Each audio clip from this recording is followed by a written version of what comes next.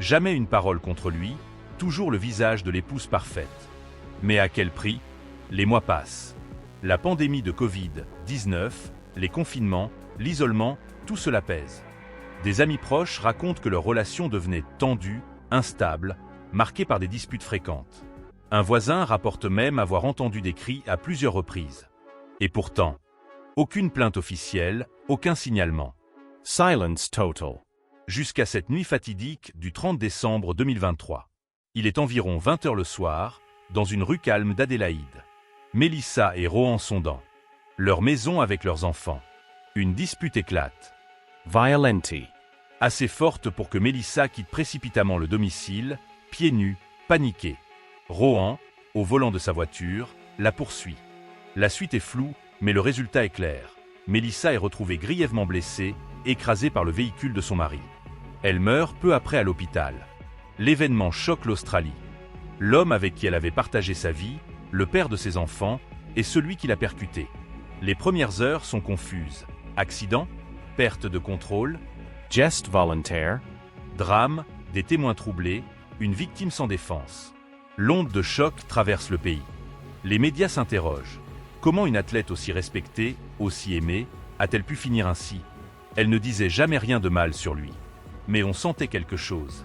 Un vide dans son regard. Une autre ajoute, Mélissa n'était pas du genre à fuir. Si elle est sortie en courant cette nuit-là, c'est qu'elle avait peur. Alors que l'enquête se poursuit, les révélations s'enchaînent. Des tensions conjugales récurrentes. Un comportement de plus en plus instable de déni. Et, surtout, un passé de disputes violentes que beaucoup auraient préféré ignorer.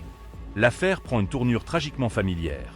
Celle d'une violence domestique latente, tue, maquillée derrière. Une image de réussite. La mort de Mélissa n'est plus seulement un accident. C'est un symbole. Celui de ces femmes, même fortes, même admirées, qui tombent dans le silence, écrasées parfois. Littéralement, par le poids d'une société qui regarde ailleurs. Sa carrière, ses médailles, ses exploits. Tout cela semble désormais lointain. Ce que l'on retient, c'est cette image glaçante.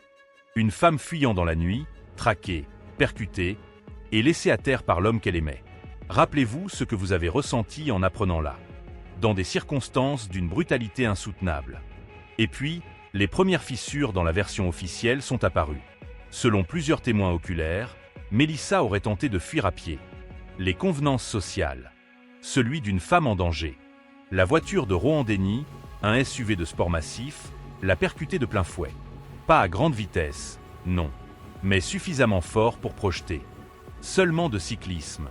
On parle de silence complice, de système défaillant, de visage public irréprochable, et de ce qui se cache derrière. Mais la vérité noire ne s'arrête pas là. Une enquête journalistique indépendante met en lumière les dossiers médicaux non publics de Rohan Denny. Troubles dépressifs, crises d'angoisse, épisodes de paranoïa. Des éléments que ces équipes Sportives connaissant party element. Mais le milieu du cyclisme d'élite, centré sur la performance, a fermé les yeux. Pire encore, les avertissements d'un ancien préparateur physique. Lams. Elle m'avait dit, 2 semaines avant sa mort, qu'elle avait peur. Pas pour sa carrière, pour sa vie. Elle m'a juré qu'elle allait partir. Elle m'a supplié de ne rien dire. Ce moment, resté enfoui, devient la clé. Elle savait. Elle sentait que quelque chose allait arriver. Mais elle était coincée. Par l'image publique. Par les enfants. Par l'amour, cet amour destructeur qu'elle portait encore à celui qui allait l'écraser, au sens littéral du terme. Les médias australiens, d'abord prudents, basculent dans la dénonciation. Des unes entières sont consacrées à la chute d'un héros, à la double vie de Denny, au silence qui tue. Les fédérations sportives sont pointées du doigt. Pourquoi n'y avait-il pas de cellules de soutien psychologique? Pourquoi la famille n'a-t-elle jamais été approchée par les autorités compétentes malgré les tensions manifestes?